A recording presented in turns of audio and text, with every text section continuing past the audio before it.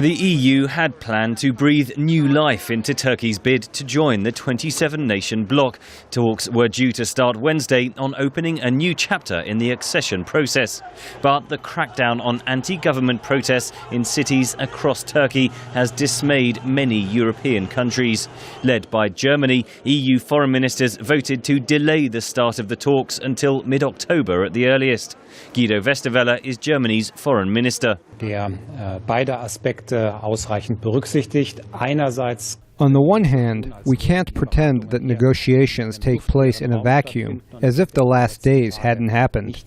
On the other hand, we should also make sure that our joint long-term strategic interests are protected. Strategischen langfristigen Interessen gewahrt werden.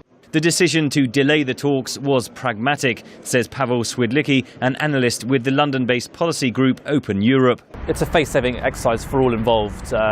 No one really wants to say that this process is going nowhere, so they've agreed to kick the can down the road until after the German elections, because this will be a contentious issue in those elections.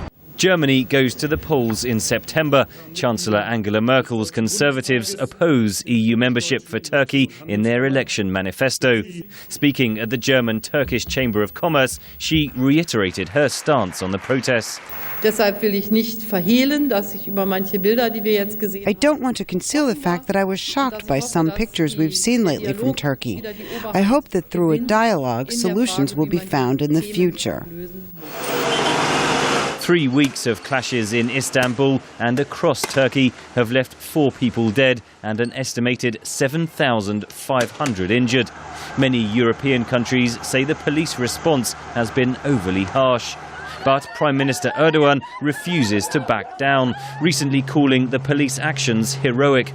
Mr. Erdogan lost interest in the European Union accession process long before the protests erupted, says Fadi Hakura of Policy Institute Chatham House. This can be partly explained by his longevity in office and the fact that several European countries, specifically Germany and France, do not want Turkey to join the European club anytime soon.